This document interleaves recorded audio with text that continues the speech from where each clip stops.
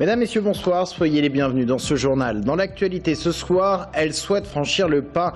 Les villes de Saint-Cyr-sur-Loire et Bellon-Miré en Touraine veulent armer leur police municipale. Conséquence directe des attentats de Paris. À ce jour en Indre-et-Loire, les policiers municipaux d'une dizaine de communes sont armés. Un procès sous haute surveillance aux assises d'Indre-et-Loire. Un homme est soupçonné d'avoir tué en 2011 le mari de sa maîtresse. Tous appartiennent à la communauté des gens du voyage.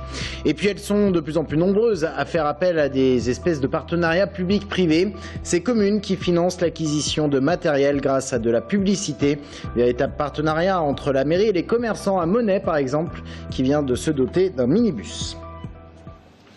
C'est la conséquence directe des attentats de Paris, l'armement de la police municipale qui devient pressant pour certaines communes. En Touraine, Saint-Cyr-sur-Loire et Bellon-Miré veulent franchir le pas, être armés comme à Tours par exemple. La sécurité des agents est mise en avant, mais c'est au préfet de donner son aval. Sabrina Meloult. Saint-Cyr-sur-Loire, où vivent près de 16 000 habitants, sera l'une des premières à doter sa police municipale d'armes. Ici, l'effectif est de 3 policiers qui verront bientôt leurs moyens de protection renforcés. Sur la police municipale de Saint-Cyr, on veut renforcer les moyens. D'abord, on a commandé, parce qu'on avait des vieux gilets, des gilets très performants. Pour le maniement d'une arme, on forme nos personnels, on les habitue, on voit. Et on peut très bien avoir des armes avec des balles qui ne soient pas létales, mais qui soient capables de mettre quelqu'un hors d'état d'agir. Et c'est déjà le cas à Tours, où la police municipale est armée. Même chose à jouer les Tours. Bellon-Miré, quant à elle, a émis le souhait de passer à l'armement de ses agents. Une nécessité selon les syndicats de police qui considèrent l'arme comme un outil de travail indispensable aux policiers municipaux, devenu aujourd'hui une cible à part entière. Aujourd'hui, même l'utilisation d'une arme à feu, elle est cadrée, c'est l'article 122-5 du code pénal qui le prévoit, c'est la légitime défense. Donc ce n'est pas des cow-boys qui seront en plus dans la rue.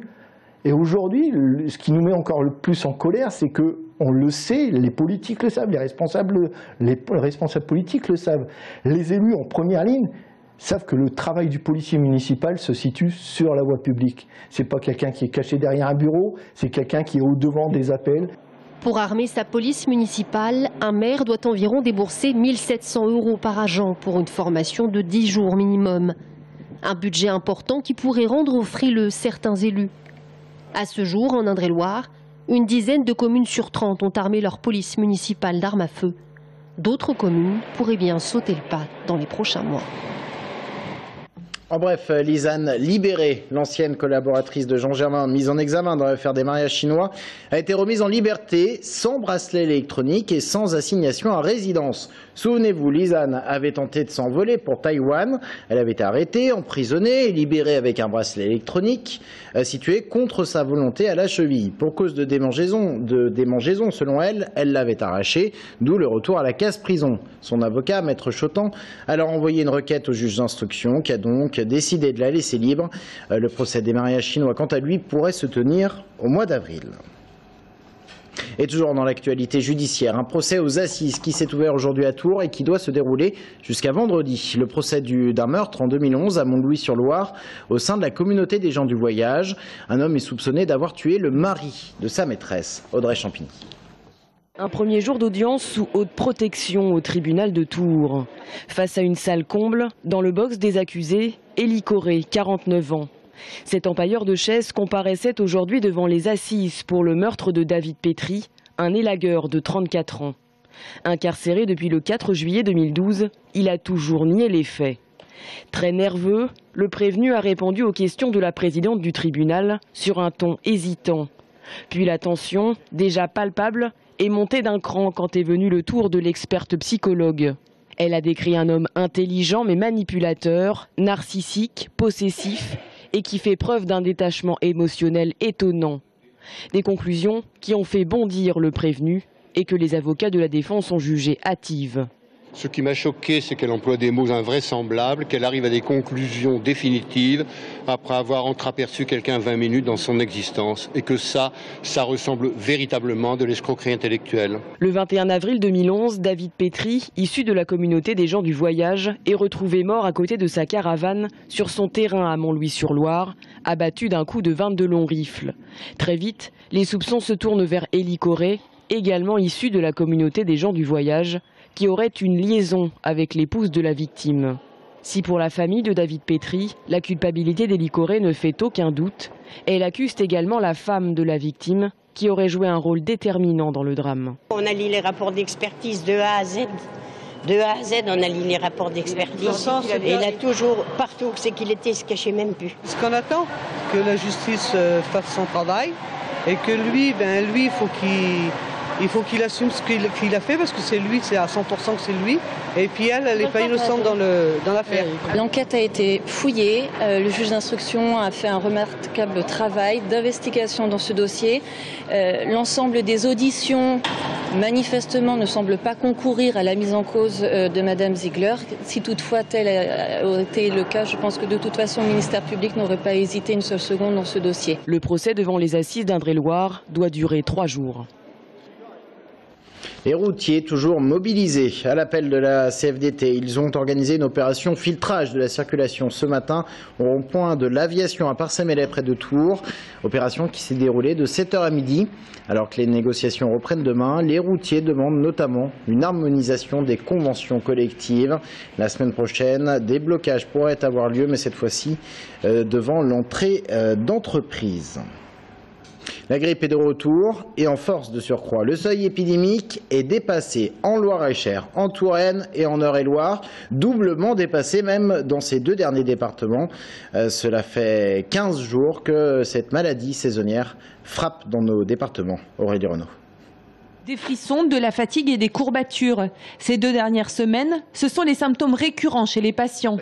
Lorsque la température monte à 39 voire 40, on parle vraiment de grippe. Grosso modo, sur les gens qui viennent qui ont la grippe, on peut estimer à 30% environ la population de nos patients qui ont une grippe véritable. Quand vous l'avez fait une fois, vous vous en rappelez, l'année d'après, vous faites vacciner. Après, traîne un paquet de virus, syncytiaux, rhinovirus et autres. De multiples virus qui sont arrivés tard dans l'hiver comparé aux années précédentes. On a eu un automne assez doux, puis d'un seul coup on est tombé dans l'humidité. C'est assez favorable au développement des virus. On a vu beaucoup de gens qui avaient mal de gorge, très mal de gorge, qui étaient enchiffronnés, si vous voulez, qui avaient le nez un peu pris, qui avaient des courbatures, qui n'étaient pas bien. Le temps d'incubation de la grippe, 24 à 48 heures, avec un patient qui restera contagieux environ 6 jours.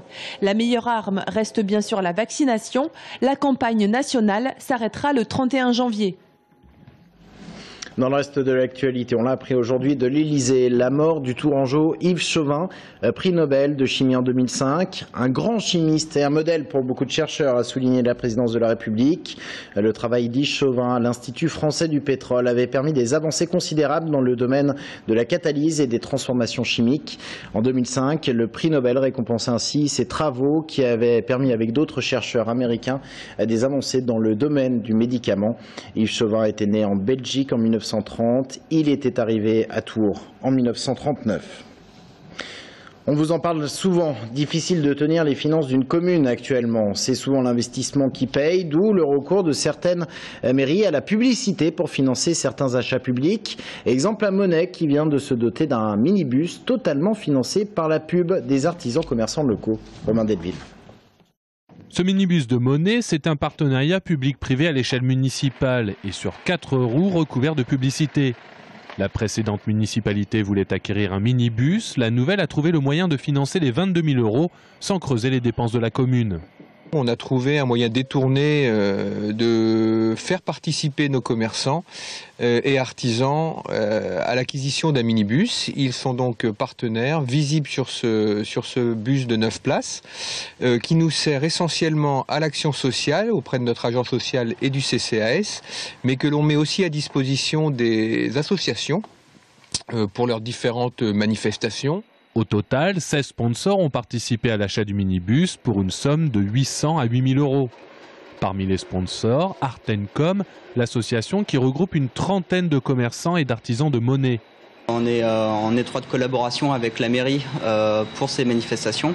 Ils nous aident énormément, donc nous on a voulu renvoyer l'ascenseur aussi pour pouvoir inscrire notre logo sur ce minibus, voilà, et puis que ça puisse aussi apparaître dans Monet et puis que ça circule quoi.